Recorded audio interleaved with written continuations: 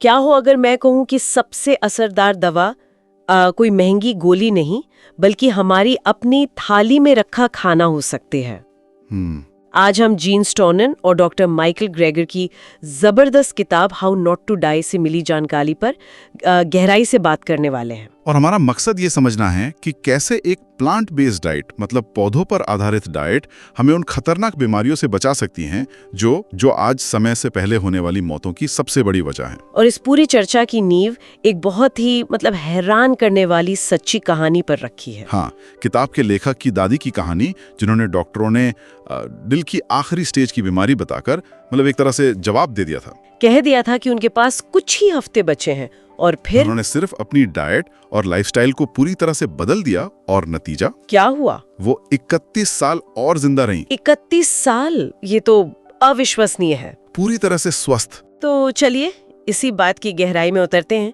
क्योंकि ये कोई चमत्कार नहीं था, है ना? ये विज्ञान था। बिल्कुल।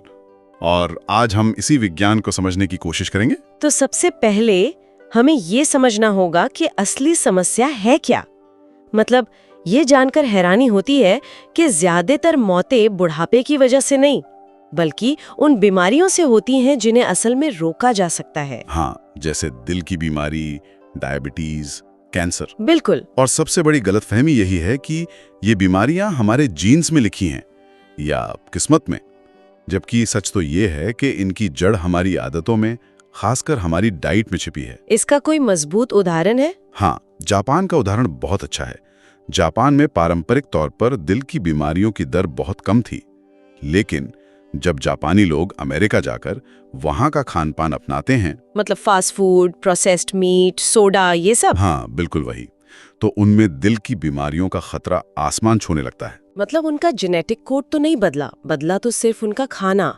ये साफ दिखाता है कि हमारी प्लेट का असर हमारे डीएनए से भी ज्यादा मजबूत हो सकता है। बिल्कुल। पर यहाँ एक और परेशान करने वाली बात है जो श्रोतों में बताई गई है। अमेरिका के 75% से ज्यादा मेडिकल कॉलेजों में न्यूट्रिशन पर एक भी जरूरी कोर्स नहीं है। हाँ, एक भी नहीं। जरा सोचिए इस बारे में।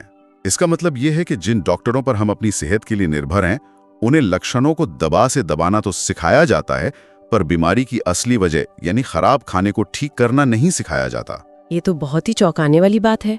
जो लोग हमारी सेहत के लिए सबसे ज्यादा जिम्मेदार हैं, उन्हें उस सबसे जरूरी चीज के बारे में ही नहीं पढ़ाया जाता जो हमें बीमार कर रही है, हमारा खाना। और इसी वजह से एक क्वालिटी इंडेक्स पर अमेरिकी डाइट को 100 में से सिर्फ 11 नंबर मिले हैं। सिर्फ 11?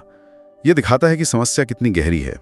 खाना अब सिर्फ स्वाद या पेट भरने का मामला नहीं रहा, ये सचमुच जीवन और मौत का सवाल बन चुका है। तो चलिए दिल से ही शुरू करते हैं, जो दुनिया में मौत का सबसे बड़ा कारण है। हम सब ने सुना है कि सही डाइट दिल की बीमारी को रोक सकती है, पर क्या ये उसे पलट भी सकती है? जो नुकसान हो चुका है, क्या उसे ठीक किया जा सकता है? यही तो उस किताब का सबसे क्रांतिकारी आइडिया है। नेथन प्रिटकिन और डीन ऑर्निस जैसे डॉक्टरों ने अपनी स्टडीज में ये कर दिखाया है। अच्छा। उन्होंने साबित किया कि एक whole food plant based diet हमारी धमनियों, आर्टरीज में सालों से जमे प्लैक को सचमुच पिघलाकर साफ कर सकती है। वही प्लैक जो हार्ट अटैक का कारण बनता है। हाँ, बिल्कुल वही। और ये ठीक वैसा ही विज्ञान है जिसने लेखक की दादी की मदद की थी। उनकी धमनियों में भी यही प्लैक जम रहा था, जिसे डॉक्टरों ने लाइलाज मान लिया था। ये काम कैसे करता है? एनिमल प्रोडक्ट्स जैसे मीट और डेयरी ऐसा क्या करते हैं जो पौधे नहीं करते? देखिए, एनिमल प्रोडक्ट्स में कोलेस्ट्रॉल और सैचुरेटेड फैट बहुत ज्यादा होता है, जो सीधे तौर पर प्लाक बनाता है। पर उससे भी बढ़कर वे शरीर में इन्फ्लेमेशन, अंदरूनी सूजन को बहुत बढ़ाते हैं। अच्छा, इस सूजन को हम शरीर का एक तरह का अलार्म समझ सकते हैं? बिल्कुल सही पकड़ा। जब ये अलार्म लगातार बजता रहता है, तो ये हमारी रक्त वाहिकाओं को नुकसान पहुंचाता है, जिससे ब्लड प्रेशर बढ़ता है और दिल पर जोर पड़ता है। और ये सूजन सिर्फ दिल तक ही सीमित नहीं है ना? इसका असर तो पूरे शरीर पर होता है, और इसका सीधा कनेक्शन हमारे फेफड़ों के स्वास्थ्य से भी है। अच्छा। हाँ, स्रोतों में एक कमाल की स्टडी का जिक्र है। उन्होंने ऐसे स्मोकर्स को लिया जो सिगरेट नहीं छोड़ पा रहे थे, और उन्हें रोज ब्रोकली खिलाई। सिर्फ ब्रोकली? हाँ, और कुछ ही हफ्तों में उनके डीएनए में सिगरेट से होने वाले डैमेज, जो म्यूटेशंस होते हैं, उनमें 41% की कमी आई। 1 मिनट, क्या कहा? 41%? हाँ, 41%। ये तो कमाल है। ये सिर्फ एक आंकड़ा नहीं है, ये इस बात का सबूत है कि हमारा खाना सेल्यूलर लेवल पर हमारे शरीर की रक्षा कैसे करता है, तब भी जब हम उसे सिगरेट जैसे जहर के संपर्क में लाते हैं। बिल्कुल। और सिर्फ सिगरेट ही क्यों, क्या आप जानते हैं कि मांस को तेज आंच पर पकाने से, जैसे ग्रिल या फ्राई करने से जो धुआं निकलता है, हाँ, उसमें वही कैंसर पैदा करने वाले केमिकल होते हैं जो सिगरेट के धुएं में पाए जाते हैं। ओह, तो सही खाना सिर्फ एक कवच नहीं है, ये हमारे शरीर की खुद को ठीक करने की जो अंदरूनी ताकत है उसे भी जगाता है। दिल और फेफड़ों के बाद अब बात करते हैं दिमाग की, क्योंकि जब शरीर की पाइपलाइन मतलब हमारी नसें बंद होने लगती हैं तो उसका असर दिमाग पर भी तो पड़ता होगा। स्ट्रोक और अल्जाइमर जैसी बीमारियों का हमारे खानपान से क्या कनेक्शन है? कनेक्शन बहुत सीधा और गहरा है। स्ट्रोक तब होता है जब दिमाग तक खून पहुंचाने वाली कोई नस या तो फट जाती है या ब्लॉक हो जाती है, और ये ब्लॉकेज उसी प्लाक की वजह से होती है। बिल्कुल, उसी प्लाक और हाई ब्लड प्रेशर की वजह से, जिसकी बात हम दिल के लिए कर रहे थे। आंकड़े बताते हैं कि हर दिन सिर्फ 7 ग्राम अतिरिक्त फाइबर खाने से स्ट्रोक का खतरा 7% तक कम हो सकता है। सिर्फ 7 ग्राम? वो तो एक सेब या एक कटोरी दाल में ही मिल जाएगा। ये फाइबर करता क्या है? फाइबर एक स्पंज की तरह काम करता है। वो हमारे पाचन तंत्र में जाकर अतिरिक्त कोलेस्ट्रॉल और टॉक्सिन्स को सोख लेता है और उन्हें शरीर से बाहर निकाल देता है, जिससे खून साफ होता है और दिमाग तक बिना किसी रुकावट के पहुंचता है। और एल्जाइमर्स, उसे तो लोग अक्सर बुढ़ापे की एक लाइलाज बीमारी मानते हैं। अब रिसर्च बता रही है कि अल्जाइमर्स का संबंध भी दिमाग में होने वाली सूजन और हाई कोलेस्ट्रॉल से है। स्रोतों में एक बहुत दिलचस्प स्टडी है। बताइए। उसमें पाया गया कि जो लोग एंटीऑक्सीडेंट से भरपूर डाइट लेते थे, जिसमें ताजे फल और सब्जियों के जूस शामिल थे, उनमें अल्जाइमर होने का खतरा 76% तक कम हो गया। 76%? हाँ, ये जूस में मौजूद खास फाइटोन्यूट्रिएंट्स की वजह से होता है, जो दिमाग की कोशिकाओं को डैमेज से बचाते हैं। दिमाग की सुरक्षा के साथ साथ हमारी सेना, मतलब हमारा इम्यून सिस्टम, उसका क्या खाना उसे भी मजबूत बना सकता है? यकीनन, हमारा इम्यून सिस्टम ही है जो हमें इन्फेक्शन और बीमारियों से बचाता है, और कुछ फूड्स इसे सुपरचार्ज कर सकते हैं। जैसे? एक स्टडी में एथलीट्स को रोज ब्लूबेरीज दी गईं। सिर्फ 6 हफ्तों में उनकी नेचुरल किलर सेल्स, ये हमारी सेना के सबसे खतरनाक सिपाही हैं। हाँ, जो कैंसर सेल्स और वायरस को ढूंढकर मारते हैं। बिल्कुल, तो उनकी एक्टिविटी दोगुनी हो गई। दोगुनी? सिर्फ ब्लूबेरीज खाने से? हाँ, और मशरूम का भी एक ऐसा ही दिलचस्प उदाहरण है। मशरूम खाने से हमारे शरीर में इम्यूनोग्लोब्यूलिन ए नाम का एक एंटीबॉडी बढ़ता है। अच्छा, ये क्या करता है? ये हमारे पाचन तंत्र और फेफड़ों की अंदरूनी सतह पर एक अदृश्य ढाल बना लेता है, जो बाहर से आने वाले कीटाणुओं को शरीर में घुसने से रोकता है। तो यहाँ एक बड़ा सवाल उठता है, हम बीमार पड़ने का इंतजार ही क्यों कर रहे हैं? हम तो रोज अपने खाने से ही शरीर के डिफेंस सिस्टम को मजबूत बना सकते हैं। यही इस किताब का सार है, एक प्रोएक्टिव अप्रोच, रिएक्टिव नहीं। चलिए, अब उन 3 बड़ी समस्याओं पर आते हैं जो आज घर घर में फैली हुई हैं। टाइप 2 डायबिटीज, मोटापा और हाई ब्लड प्रेशर। ये तीनों एक दूसरे से कैसे जुड़ी हैं? ये तीनों असल में एक ही सिक्के के 3 पहलू हैं, और इनकी जड़ में जेनेटिक्स की भूमिका बहुत कम है। असली विलन है हमारी मॉडर्न डाइट में मौजूद 3 सफेद जहर: चीनी, नमक और मैदा से बने प्रोसेस्ड फूड्स। टाइप 2 डायबिटीज का मुख्य कारण शरीर में जमा अतिरिक्त फैट है, खासकर मसल्स और लिवर की कोशिकाओं में। ये फैट इंसुलिन के काम में रुकावट डालता है, जिससे खून में शुगर का स्तर बढ़ने लगता है। और किताब कहती है कि इसे न सिर्फ रोका जा सकता है, बल्कि पलटा भी जा सकता है। ये एक बहुत बड़ा दावा है ना? ये सच है। जब लोग एक कम फैट वाली whole food plant based diet अपनाते हैं, तो उनके शरीर से अतिरिक्त फैट पिघलने लगता है। इससे इंसुलिन फिर से अपना काम ठीक से करने लगता है और ब्लड शुगर कंट्रोल में आ जाता है। इसका कोई आंकड़ा है? हाँ, एक बहुत ही महत्वपूर्ण आंकड़ा ये है कि जो लोग पूरी तरह से शाकाहारी डाइट अपनाते हैं, उनमें टाइप 2 डायबिटीज होने का खतरा 78% कम होता है। 78%? ये तो किसी भी दवा से कहीं ज्यादा असरदार है। बिल्कुल। हम चीनी की बात तो बहुत करते हैं, पर नमक के बारे में क्या? वो भी तो इन प्रोसेस्ड फूड्स में छिपा होता है। नमक शायद चीनी से भी बड़ा छिपावा दुश्मन है। हमें दिन में सिर्फ 1500 मिलीग्राम सोडियम की जरूरत होती है, जो करीब आधा चम्मच नमक होता है। आधा चम्मच? और हम लेते कितना है? औसत इंसान 3500 मिलीग्राम से ज्यादा ले रहा है।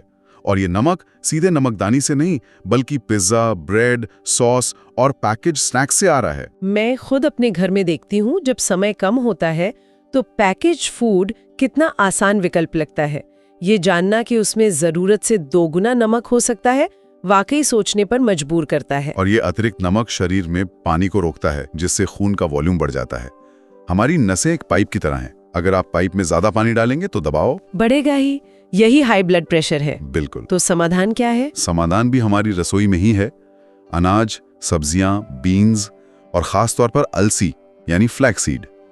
अलसी पर हुई स्टडीज में पाया गया है कि ये ब्लड प्रेशर को कम करने में कुछ सबसे असरदार दवाओं के बराबर काम कर सकती है। ये तो एक पैकेज डील जैसा है। एक ही diet blood sugar, blood pressure और वजन तीनों को कंट्रोल करती है, वो भी बिना किसी साइड इफेक्ट के। बिल्कुल सही। अब उस बीमारी पर आते हैं जिसका नाम सुनते ही लोग डर जाते हैं, कैंसर। क्या हमारी डाइट वाकई इसमें कोई भूमिका निभा सकती है? निश्चित रूप से। ब्रेस्ट, प्रोस्टेट और कोलन कैंसर जैसे कई सामान्य प्रकारों का सीधा संबंध हमारी डाइट से है। यहाँ भी फाइबर की कोई भूमिका है? हाँ, यहाँ भी फाइबर एक हीरो बनकर सामने आता है। रिसर्च बताती है कि हर दिन सिर्फ 20 ग्राम अतिरिक्त फाइबर लेने से ब्रेस्ट कैंसर का खतरा 15% तक कम हो सकता है। अच्छा, कैसे? फाइबर हमारे शरीर से अतिरिक्त एस्ट्रोजन हार्मोन को बाहर निकालता है, जो ब्रेस्ट कैंसर का एक बड़ा कारण माना जाता है। सोया को लेकर बहुत भ्रम है। कोई कहता है अच्छा है, कोई कहता है बुरा। किताब इस बारे में क्या कहती है? यह एक बहुत जरूरी सवाल है और रिसर्च इस भ्रम को साफ करती है। सोया और अलसी में लिग्नन्स नाम के फाइटोन्यूट्रिएंट्स होते हैं, जो ब्रेस्ट कैंसर के ट्यूमर को छोटा करने में भी मदद करते हैं। तो समस्या कहाँ है? समस्या एनिमल प्रोटीन से है। जब हम डेयरी और मीट खाते हैं तो हमारे शरीर में IGF-1 नाम का एक ग्रोथ हार्मोन बढ़ता है। IGF-1? ये क्या है? IGF-1 मतलब एक ग्रोथ हार्मोन है जो शरीर में कोशिकाओं के विकास को तेज करता है। ये सामान्य तौर पर तो ठीक है, लेकिन कैंसर की स्थिति में ये अनियंत्रित रूप से बढ़ रही कैंसर कोशिकाओं को भी बढ़ावा देता है। ओह, मतलब जो चीज शरीर के विकास के लिए जरूरी है, वही कैंसर के लिए खाद या ईंधन बन सकती है। बिल्कुल। और प्लांट बेस्ड डाइट इस हार्मोन के स्तर को स्वाभाविक रूप से कम रखती है। तो सिर्फ क्या खा रहे हैं यही नहीं, बल्कि कैसे पका रहे हैं ये भी जरूरी है। बहुत ज्यादा। तेज आंच पर ग्रिल या फ्राई करने से कैंसर पैदा करने वाले कंपाउंड्स बनते हैं। उनकी जगह उबालना, स्टीम करना या धीमी आंच पर पकाना कहीं ज्यादा सुरक्षित है। और कोई आसान टिप? मसालों से जुड़ी, खासकर हल्दी। इसका एक्टिव कंपाउंड है करक्यूमिन, जिसे अगर काली मिर्च के साथ लिया जाए तो ये शरीर में कई तरह के कैंसर सेल्स की ग्रोथ को रोकने में असरदार पाया गया है। तो सही खाना सिर्फ पोषण नहीं है, बल्कि ये हमारे शरीर की एक प्राकृतिक रक्षा प्रणाली बन सकता है। बिल्कुल। ये हमारे शरीर को बीमारियों से लड़ने के लिए अंदर से तैयार करता है। ये सिर्फ बचाव नहीं, बल्कि हमला भी है। फल सब्जियों के अलावा किताब में कुछ छोटी छोटी चीजों पर भी जोर दिया गया है जो बड़ा असर डाल सकती हैं, जैसे नट्स, सीड्स और सही तरह के ड्रिंक्स। हाँ, ये छोटे बदलाव वाकई बहुत शक्तिशाली हो सकते हैं। नट्स का ही उदाहरण लें। एक 20 साल लंबी स्टडी से पता चला कि जो लोग रोज सिर्फ मुट्ठी भर नट्स खाते हैं, हाँ, उनमें किसी भी कारण से समय से पहले मृत्यु का खतरा 20% तक कम हो जाता है। और इसमें ब्राजील नट्स का एक जबरदस्त उदाहरण दिया गया है ना? हाँ, वो स्टडी तो हैरान करने वाली है। उन्होंने लोगों को सिर्फ एक बार 4 ब्राजील नट्स खिलाए। सिर्फ एक बार? हाँ, सिर्फ एक बार। और उसका असर ये हुआ कि उनका बैड कोलेस्ट्रॉल मतलब LDL सिर्फ 9 घंटों में कम होना शुरू हो गया, और ये असर 30 दिनों तक बना रहा। 30 दिनों तक? ये कुछ सबसे शक्तिशाली स्टेटिन दवाओं से भी ज्यादा तेज और लंबा असर था। बिल्कुल। इसकी वजह है सेलेनियम, जो ब्राजील नट्स में भरपूर मात्रा में होता है। ये एक शक्तिशाली एंटीऑक्सीडेंट है जो शरीर में लंबे समय तक एक्टिव रहता है। कमाल है। और अलसी के बारे में क्या? उसकी भी बहुत बात होती है। अलसी यानी फ्लैक्सीड पोषण का पावर हाउस है। जैसा मैंने पहले बताया, ये ब्लड प्रेशर के लिए बेहतरीन है, लेकिन साथ ही इसमें ओमेगा 3 फैटी एसिड्स और लिग्निन्स भी होते हैं जो सूजन कम करते हैं। रोज के सिर्फ 2 चम्मच पिसी हुई अलसी। अब ड्रिंक्स की बात करते हैं। पानी तो जरूरी है ही, लेकिन उसके अलावा कॉफी और चाय के बारे में क्या? अगर बिना चीनी और दूध के ली जाए तो ब्लैक कॉफी और कुछ हर्बल चाय फायदेमंद हो सकती हैं, जैसे हिबिस्कस चाय यानी गुड़हल की चाय ने कुछ स्टडीज में ब्लड प्रेशर को कम करने में दवाओं जितना ही असरदार असर दिखाया है। और किन चीजों से हर हाल में बचना चाहिए? मीठे drinks, soda, package juice, energy drinks, ये खाली कैलोरी और चीनी से भरे होते हैं। इनका कोई बड़ा नुकसान? किताब में एक आंकड़ा है कि रोज सिर्फ एक सोडा पीने से भी फैटी लिवर होने का खतरा 45% तक बढ़ जाता है। 45%? सिर्फ एक सोडा से? हाँ, ये दिखाता है कि ये ड्रिंक्स हमारे लिवर के लिए कितने जहरीले हैं। तो इन सभी बातों का निचोड़ क्या है? अगर किसी को सिर्फ एक बात याद रखनी हो तो वो क्या होगी? सबसे बड़ा संदेश यह है कि हमारी सेहत काफी हद तक हमारे अपने हाथों में है। बीमारियां किस्मत का खेल नहीं, बल्कि अक्सर हमारी आदतों और चुनावों का नतीजा होती हैं। अपनी प्लेट को ज्यादा से ज्यादा रंगीन फल, सब्जियों, दालों और साबुत अनाज से भरें।